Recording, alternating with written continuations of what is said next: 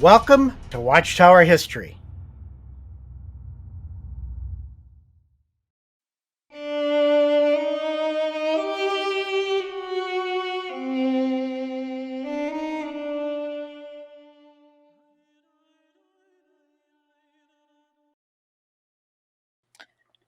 Dr. Christine King, in her book, The Nazi State and New Religions, has a statement about the Rutherford booklet that was published in Germany, The Crisis. And she states that they offered, the Watchtower offered, for example, to change the current cover of a witness publication since it showed a warrior holding a blood-covered sword. An illustration the Nazis apparently found offensive. The gesture was in vain, as subsequent attempts at appeasement were also to prove. For in response, the sex offices and equipment at Magdeburg were confiscated and released only after diplomatic intervention. So she's making it seem like they tried to appease the Nazis by trying to change the cover or just rip the cover off the book. She's saying that this was one of the reasons that the Nazis went after them, is because of the appeasement. But why did the Nazis go after them? Was it because of the booklet? I don't think it was because of the cover of the booklet. It's because of the material that's inside and a lot of the things that were said. So what does the 74 yearbook have to say is inside this book? All right, so the 74 yearbook, and that's the English cover. So they're talking about the memorial in that year that the booklet was published. And this is in 1933, just before the headquarters was confiscated. They had 10,000 booklets for distribution. The brothers realized that they must act quickly in order to distribute them because they were already under persecution. So they'd organized their time in such a way that 6,000 of the booklets had already been put out within the first 3 days of the campaign, but on the fourth day they got caught. All right, so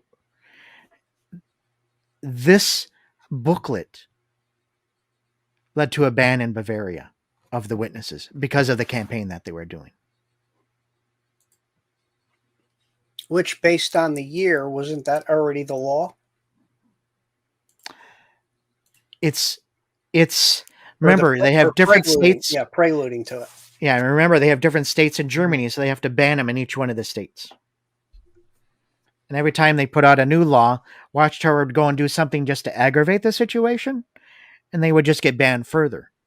It's like when they got their property back, and then Watchtower poked the bear again, and then the Germans and the Nazis just took that property back again. So they're always trying to poke the bear. Instead of leaving the bear asleep, let him alone. So you remember that cover letter where Harbeck had said, oh, we're just going to let's try and not poke the bear. Let's try and back off. You know, we've been outlawed. We're not supposed to witness. We're not supposed to do this or that. Let's just listen to him for a little while and hopefully it'll go away. Rutherford's response to that was, well, fear them not. Go and martyr yourselves. Here's Christine King again. And this is why I said earlier, it's important to know the history of what they believed when and why and when the changes were. So Christine King makes a statement, and she's talking about the claims of the anti-Semitism. There was a special report when the Nazis were trying to ban the witnesses. And remember, all the Nazis knew is that they were pro-Zionist. Rutherford had just changed, just literally a few months before, this idea that, no, the Jews don't have a special part in God's plan. It's all about us. And so here Christine King is talking about this point. So the second report by the Nazis, issued 2 months later and distributed to all directors of the police, also notes the plans of the sect to establish a Jewish dictatorship.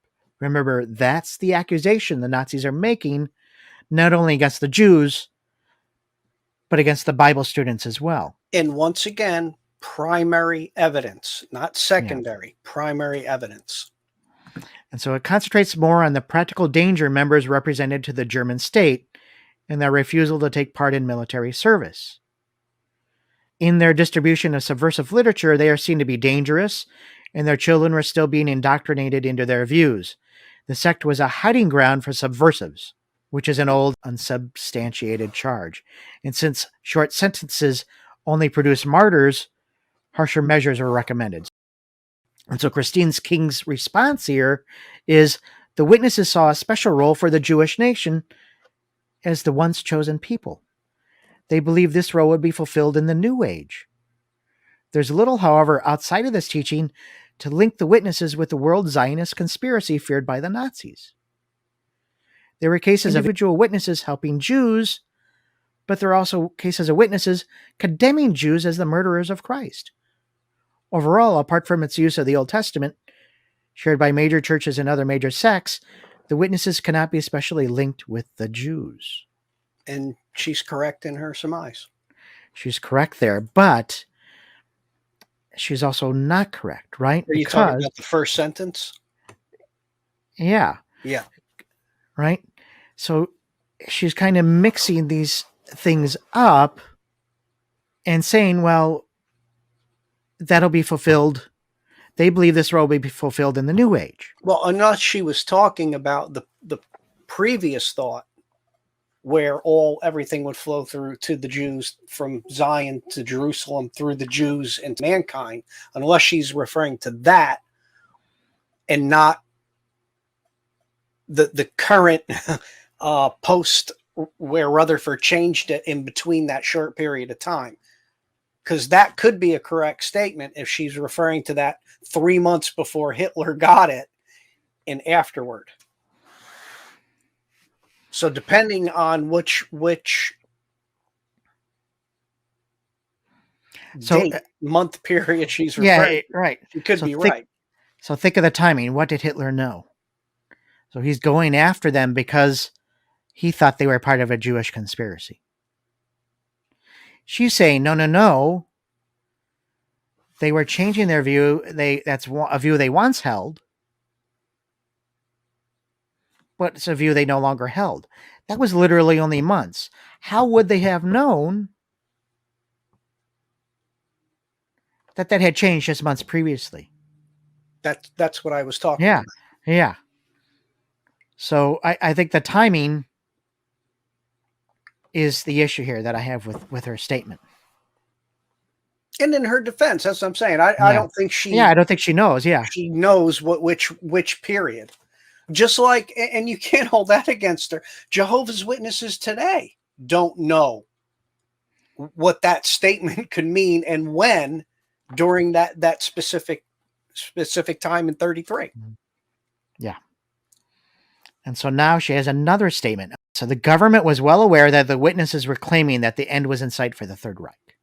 And they were doing that. They were making statements. Very strongly, yeah. Witness literature showed how specific prophecies had been fulfilled. Now Hitler, the biblical king of the North, had fought and been beaten by the Allies, the king of the South. So she's talking a little bit later on. Armageddon was expected, and the defeat and humiliation of the Hitler regime, as well as the Catholic Church which supported it, was about to be achieved. The 1,000-year Reich was indeed about to begin, but this time it was God's Reich, not a Nazi one. The war with the Allies wasn't the Battle of Armageddon itself, though, at one time the witnesses at one stage believed it was. Mm-hmm.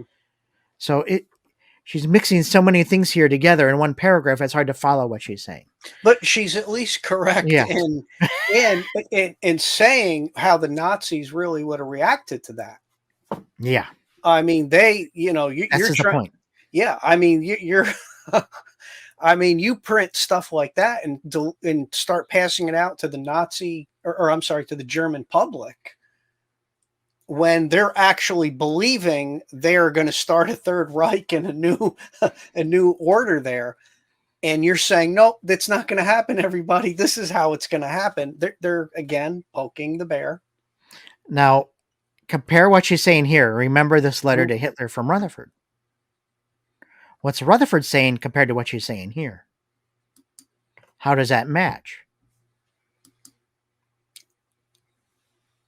Kind of the same. Because Rutherford, well, other than the compromising section. This is the point. Other than the compromising section, he did make statements of that their government coming to an end and no governments would succeed. They're all going to fail, and God's kingdom is going to step in. Well, he's not really saying that in the Declaration of Facts to Hitler, right? And that one he's saying, remember the Declaration of Facts is Oh, so you're talking specifically now the Declaration of Facts, not his literature. Not his literature, the Declaration of Facts. So that's why I said, think about the letter Rutherford wrote to Hitler, not the booklets, the letter. Gotcha. How does that match with what she's saying here? He's saying almost, we agree with you. Yeah, that one is total different. The books versus the letter is total different. Yeah. Rutherford's talking out of two sides of his mouth. So I think Professor Penton's assertion is that he was trying to ingratiate himself with Hitler. I think the facts justify the case here. Especially with... And I'm sorry, you might not understand me going back to why this is sticking in my mind. I keep going back to Conrad Frank, the branch overseer of Watchtower. I mean, I think his moment right there is confirming all that. And I think it's more important when he says it, because he's the branch overseer of Germany. And he's confirming, they played the song. Yeah, we were upset when the swastikas were there. And now you go back to the letters of declaration. You go back to what Christine King is saying. You go back to what you were just saying right here on 97. If Rutherford is doing that, it is an appeasement. Yeah, I think it confirms what Penton's saying, and knowing some of the other things that we know, that it's, again, for a future discussion, when we look further at this Declaration of Facts, I think the case really fits, the facts of the case really justify and really confirm what Professor Penton's saying. But again, that's a future discussion. That's another discussion for another time.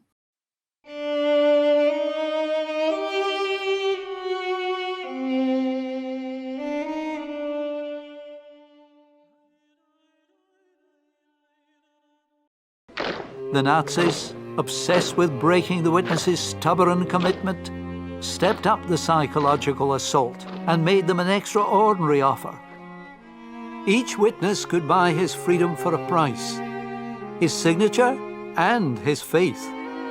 Witnesses in prisons and camps were repeatedly handed a piece of paper and a pen. Very few signed. What made the Jehovah's Witnesses unique among the groups of Nazi victims is that they were the only ones who could have been released from the concentration camp simply by signing a statement indicating their support for the National Socialist state. This we've heard several times from our survivors. Significantly, very few of them were willing to sign an official declaration, Verpflichtungserklärung, renouncing their belief in affiliation that would have brought them their freedom. And what was their crime, Ruth? Pardon? What was their crime?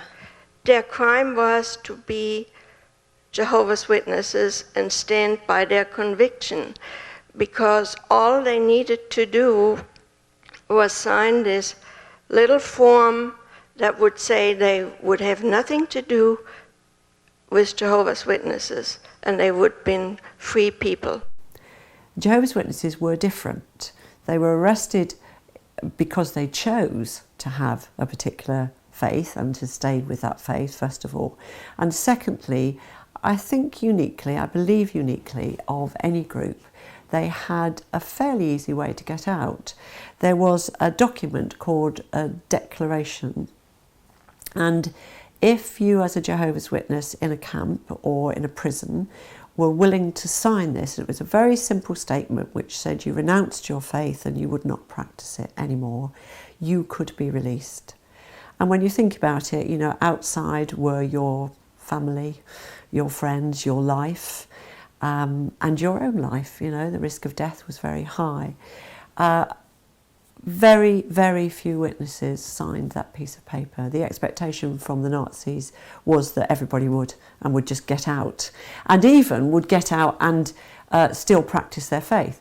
But witnesses felt if they'd given their word they would stay by their word, and they couldn't give their word to that promise that they would give up their faith. So very, very few, a couple did, but very, very few ever bought their way out, although freedom was there for a signature.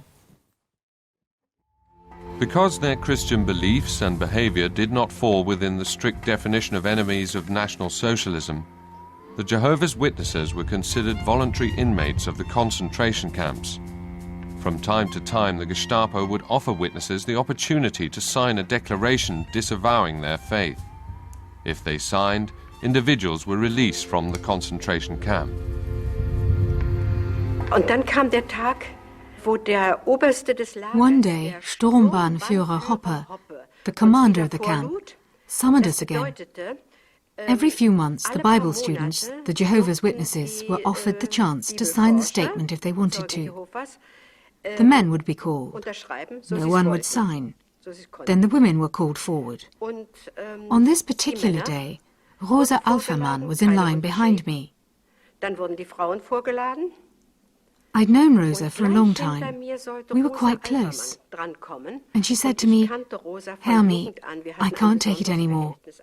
Helmi, I'm going to sign." Und sie hatte mir vorher gesagt, Helmi, ich kann nicht mehr. Helmi, ich werde unterschreiben. Rosa hatte es ganz besonders schwer gehabt, weil sie Things were especially hard for Rosa, because she'd been taken away from a very comfortable life. She owned several houses, employed domestic servants. She'd been doing very well. Now she was really suffering. Her poor little body suffered immensely from the persecution she experienced in the camp. Finally, it was my turn. Rosa would have been next. But Hopper became so incensed that a skinny young thing like me defied him by refusing to sign, that Rosa was never even given a chance. Und nicht unterschrieb, dass Rosa nicht mehr rankam. Ihr könnt mir auf der Nase rumtanzen. Habt ihr euch getäuscht? Raus mit euch! Ich will euch zeigen, wer das Kommando hat.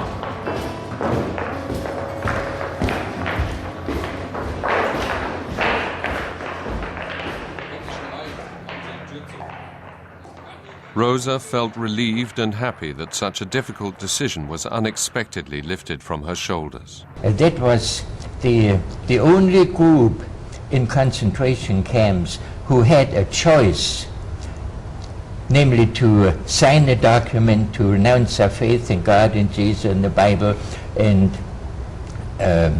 become traitors to the rest of their religious organization, and from then on work together with the Nazis and the Gestapo. Well, how can a person keep a clean conscience to sign that paper and not even think on fulfilling it?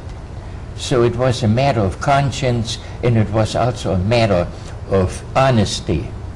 And that's why Jehovah's Witnesses didn't want to sign. In 1942, Leopold was sent to labor on a farm. His skill and hard work impressed the farmer, who requested to have the little Austrian stay on. The following day, he was summoned by the SS. You can be released. The farmer wants you to work for him as a farmhand. On what condition? Just sign this declaration and you're free. I'm willing to work, but I won't sign the declaration. Jehovah's Witnesses were the only group given the opportunity to be released by signing a declaration renouncing their faith. But they wouldn't. The SS tried to break them, but they couldn't. Of course I would have signed. I would have signed anything just to get out of the concentration camp. A few months after Charlotta's father was killed, she and her mother were due to be released from the concentration camp. Da legte man uns etwas zu schreiben vor. Meine Mutter, die hat es gar nicht gelesen, die hat es unterschrieben und ich habe es aber gelesen. They presented a form for us to sign. My mother didn't even read it, just signed it. But I read it. It was the form that all Jehovah's Witnesses could have signed to be set free. But in the meantime, I had grown so strong in my faith that signing it was contrary to my conscience. It included things like submitting to the state with body and soul and denouncing anyone who might approach me in this matter. So I had to change into my camp clothes again.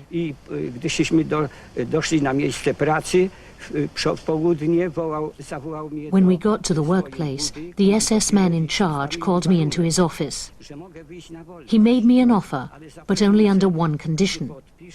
If I signed the statement that I gave up my convictions, he'd let me out that day. But if I didn't consent, I would die. He showed me a group of prisoners who'd been killed. He told me I could choose either life or death.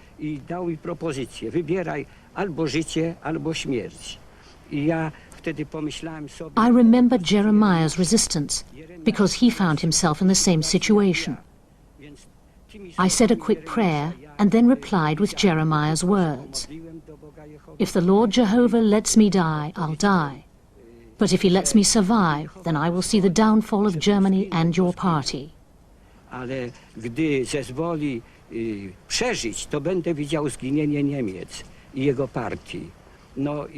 He nearly died laughing.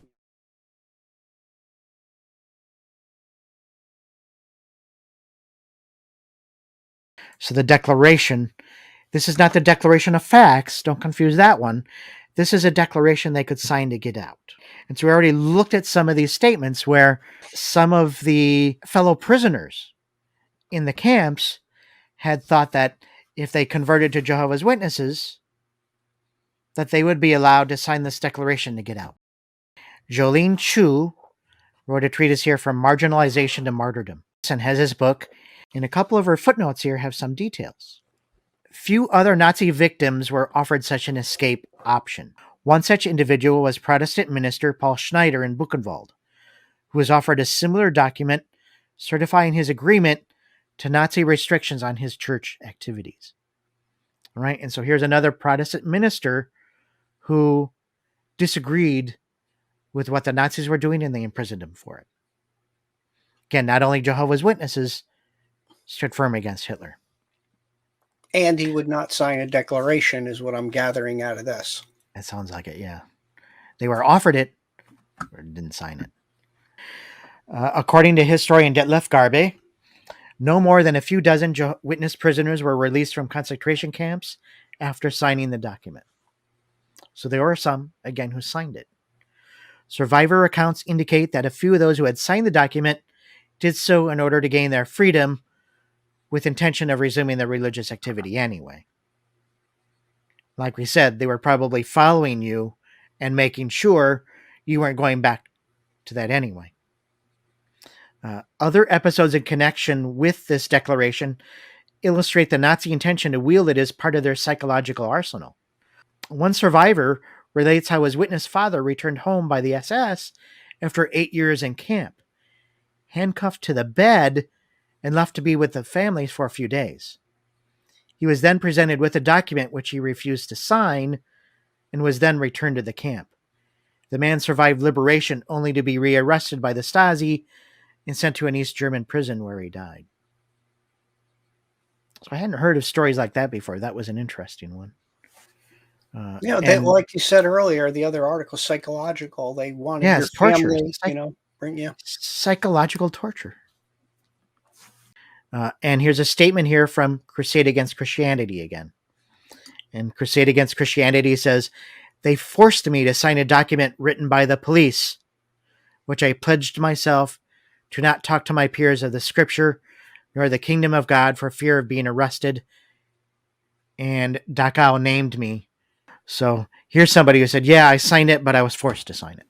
Okay, so here's the point. If you did sign it and you were released, Garbe says that the statement further mentions that the Gestapo would carefully examine every individual case whether an IBSA member had actually abandoned the false teachings of the sect. So they were going to track you, they were going to trace you, they were going to follow you, they were going to make sure that you weren't going back to the work that you had left. You weren't just signing it to get out to go back to it. And so this says, he's got a quotation here, Therefore, it is not possible to use a Bible student's statement as a basis for determining whether he has abandoned those false teachings. Our experience in conducting such examinations has shown that such statements are often made only in order to obtain freedom.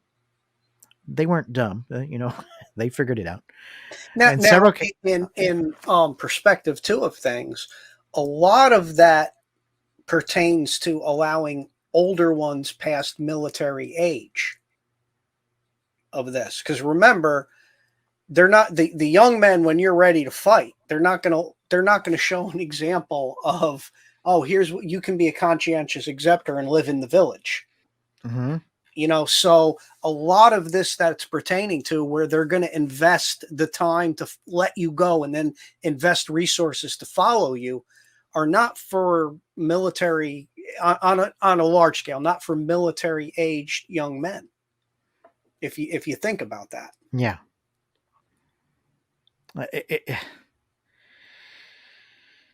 Because you just can't imagine them letting so many. If you remember, especially toward the end of the war, there was nobody. Yeah, but on the other hand, some of them were given special privileges, right? And some of them that were in the camps, they were allowed to go into town, they would go shopping, mm-hmm. They were able to work on a farm, mm-hmm. because they trusted they weren't going to run away. Mm-hmm. So, but it took years for them to realize that they didn't lie, or they tried not to lie. They tried to be honest, and they just tried to write it out. It's interesting, very interesting. Garvey in his book says that those Bible student prisoners who signed the statements, even with guilty consciences, usually did so under extreme pressure. Consequently, they remained insecure and were also later exposed to great psychological pressure. The SS officers took advantage of this situation and used these Bible students as examples for their fellow brethren. Right? So in the roll call area, they had to announce publicly that they had actually given their signature. So that would explain why, they would ostracize certain ones who actually signed it. Now, I kind of also see that in the reverse. Okay. The Nazis probably watched how the Jehovah's Witnesses ostracized someone who did that and singled them, that one person who did it, just to screw with them too, as an individual, not just, and that happens in prison. Okay, here's the guy who kills the cop. They single them out, so I could see them just using it all as a big psychological warfare against everybody. So now he's taking the guy who signed and putting them in front of the people and messing with his mind. And you have to think, if they have him sign it and he has to tell everyone else. So if they have the guy sign it and then he has to tell all the other fellow prisoners that he signed it and they don't let him go. Mm-hmm. What kind of morale is that giving them, or what kind of, is that going to encourage them to sign the document? Right? So on the other hand, if they sign the document and they get to watch him walk out of the gate, right? But in the case of the Nazis, they did it both ways. Yeah. It was complete. They're just completely messing with your head. Yeah. And then bringing you out in roll call. Oh, and now the guy who signed, it was quite a time. And so Garvey continues here. He says, those who signed the statement were viewed by their fellow believers as apostate and disloyal. Consequently, they faced disfellowshippment, that ostracizing of that other prisoner, right? A term used by the Jehovah's Witnesses for expelling a person from their group. So they even disfellowshipped fellow members in the camps. In the camp. We said that earlier. It just keeps creeping up, But if they were able to explain their actions and showed repentance by withdrawing their signature, they were also accepted back into the community of Jehovah's Witnesses. And so according to reports, many of those who had signed the statement decided after a short period of time to withdraw their signatures at the political office. Rudolf Hess made the following statement: the abjurers were berated by their brother and sister witnesses for their disloyalty to Jehovah. Many of the abjurers, especially among women, later felt remorse and repudiated their signatures. The constant moral pressure was too great. It was quite impossible to shake their faith, and even those who had abjured still wished to remain completely loyal to their beliefs, even though they had broken away from their spiritual community.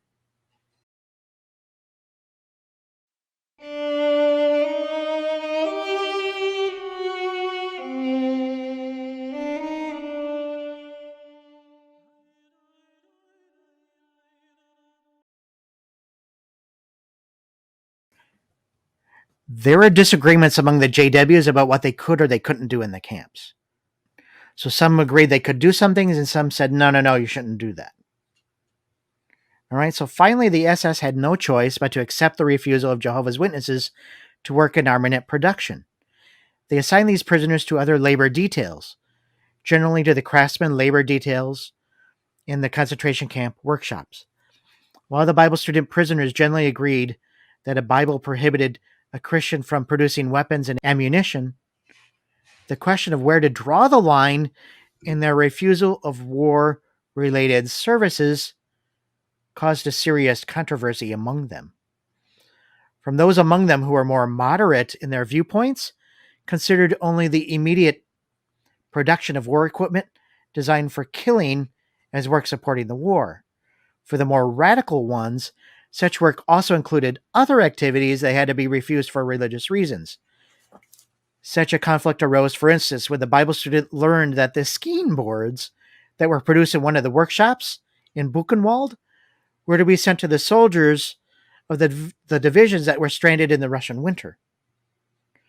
Consequently, Willie Tollner, the leader of the Bible student group in Buchenwald, declared that Jehovah's Witnesses assigned to the workshops also had refused this kind of work, since the skis belonged to the equipment of the troops and consequently had to be considered as war equipment.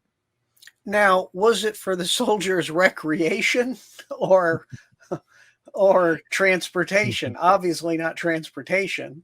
No, obviously it was transportation, because remember, okay.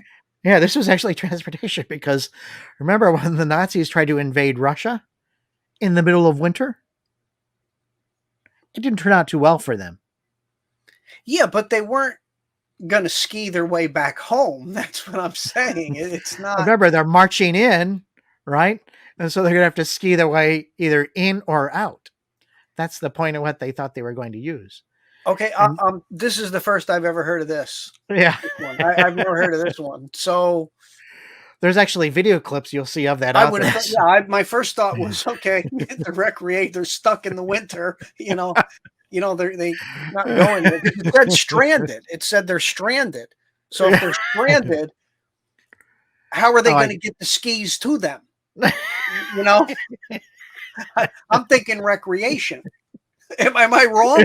If they're stranded out there, they could walk to the people giving them the skis and then get out. They had to ski in with skis and ski out. Okay, but skiing in was downhill. Now they're going to ski out uphill. I think that's the same problem I had in Finland or the Netherlands.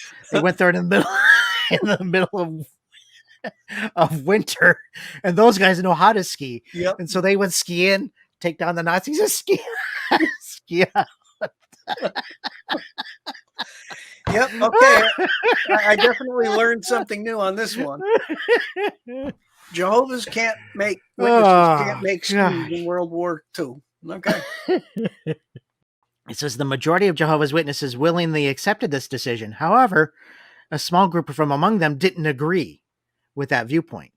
They reasoned that nobody could kill people with skis. To them, there was a difference between producing skis or being involved in the production of grenades. To refuse this kind of work would unnecessarily provoke punitive action from the SS that should be avoided, especially for the sake of their sick fellow brethren. The small group of Jehovah's... The stuff they put themselves in to reason their way through things is just... It's mind-boggling. Yeah.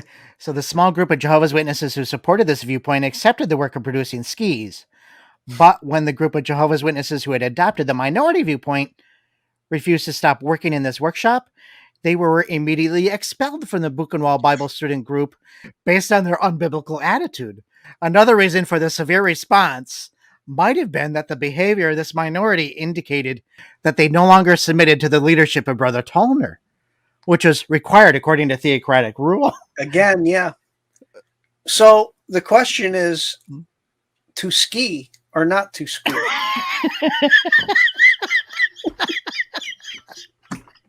And even internally, okay, back on track. Yeah. Even internally, and to this day, it's kind of the same way when you observe them. I mean, here you're this is the equivalent. This is like washing your hands up to your elbows of to show, putting the words of the Torah on your head. How far do you just take it? They give you, here, make skis. You know, you don't have to make guns. You don't have to make grenades. Make skis. And you just take everything, you know, to the extreme. Okay, it's like some of them I've read before wouldn't farm because the food's going to the soldiers. Well, some of the food's going to people too. So you're going to take food from the people to give to the soldiers. If you don't, so it's a cycle of just using a little reason through this. You know, you pay your taxes. Yeah, it's going. Part of your taxes also go to the military. Yeah. Should I not pay my taxes? You know, I don't have a choice where the money goes, but you know, yeah. And that is the same reason. That's a perfect reasoning to add to this is how they could have taken it. But without direction from the mothership in New York, they just you watch how they act on there, and they try to be as close to Rutherford and how the organization responds, and they nail it virtually every time on how to. Then you get one guy who writes differently, you know, hey, obey the authorities, compromise, blah blah, and Rutherford whacks them with an article publicly. Well, depending what position they took on the ski situation, it was all downhill from there. It was an uphill battle. Let me read what Garbe says here. He says, on the other hand, the vast majority of Bible student prisoners greeted the SS guards in the required form and did not consider this to be an act prohibited by their religious beliefs. Right? So they couldn't Heil Hitler, but they could greet the SS guards in the way that they were requiring. They rather considered it as a part of the concentration camp regulations and thus a necessary requirement that they had to follow, and were also able to follow without denying their faith.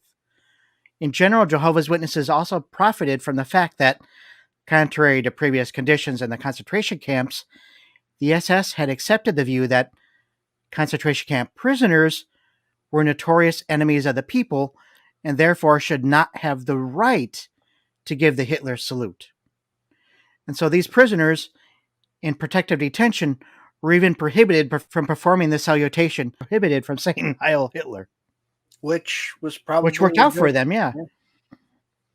The Bible student prisoners still had to deal with the Nazi songs. And as a result, Jehovah's Witnesses were exposed to conflicts, and as can be seen from the following report from Dachau. And it says, like all other prisoners, the Bible student Edelman was also expected to sing. He did not sing. Other prisoners tried to persuade him to sing. He replied, if it is the will of Jehovah, I will die. One day a guard said to him, you foolish Jehovah's Witness, you know all about the Bible. Why are you so stupid you can't even sing? Who says I cannot sing? I can sing. The battalion had to stop, and he was asked, what, you can sing? You swine, why did you lie to us? I only sing Christian songs, he said, and he sang a Christian battle song.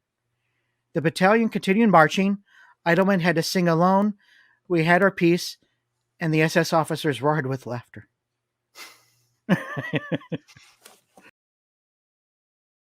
One of the registry records recorded the death, which occurred on June 13th, 1940, as died because he was run over by a truck accident.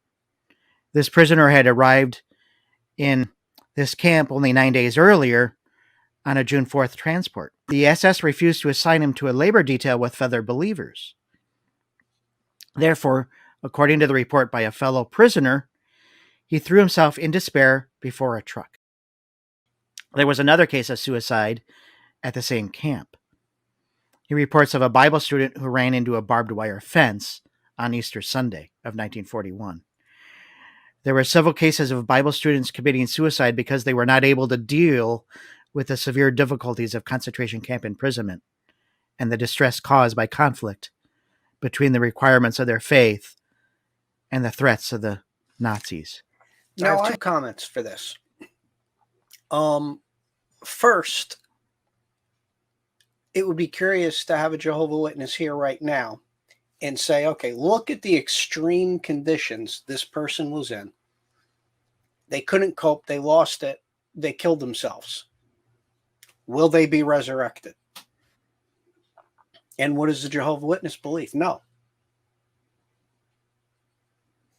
So now they're condemning people to second death, so to say, for responding to their environment under extreme conditions that maybe they really couldn't cope with.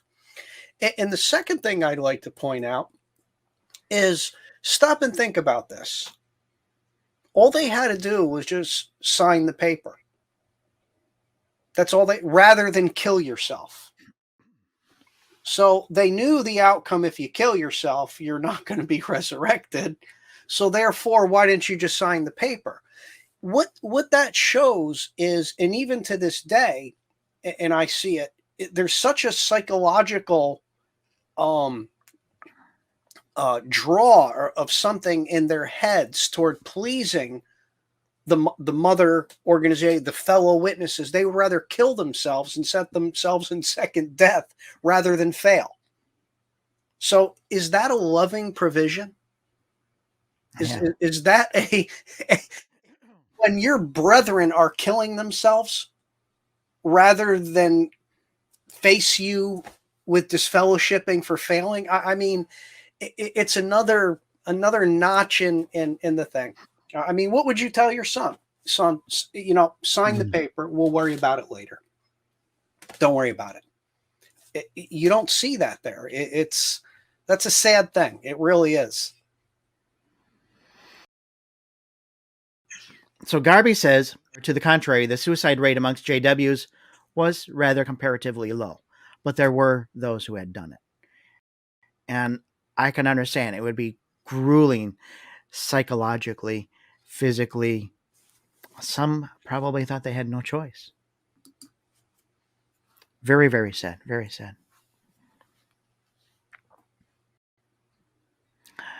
Garby also mentions that the National Socialist propaganda emphasized that the Jehovah's Witnesses did not understand the racial policy.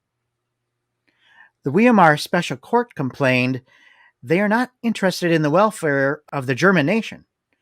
They are concerned only about the welfare of Jehovah's Witnesses, regardless of whether they are German or non-German, Negro or Mongolian. They have no national pride. To them, all people are equal. Well, the honest truth is that the JWs were favorable and are favorable towards anyone from any race, as long as they can get a convert out of it. As we've shown already, there was a bit of racism, and we're going to deal more with that racism in detail as we go forward. So yeah, they'll accept money from anyone. I mean, if you want to be specific about certain things, they were supporting KKK activity by renting them radio time, radio space. So that's what I was going to say here. So, they did not regard race or differences in the race, yet at the same time, in some of their literature and some of the things that they're doing, they're taking money from the KKK. They're not saying bad things about the KKK. They say very anti-Semitic things in the literature and on the radio. And or even when Rutherford goes and talks to the Jews at the Hippodrome, he says some very anti-Semitic things to the Jews. And we'll get into that in a future discussion when we get more into the anti-Semitism and the reasons behind it. Again, why being the most important question there.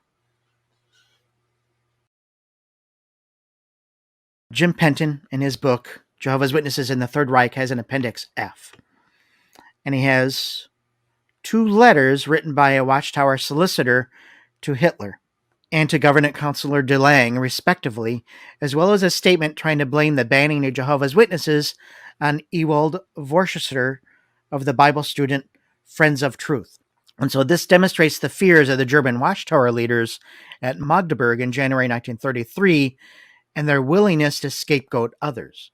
Again, back to the scapegoating.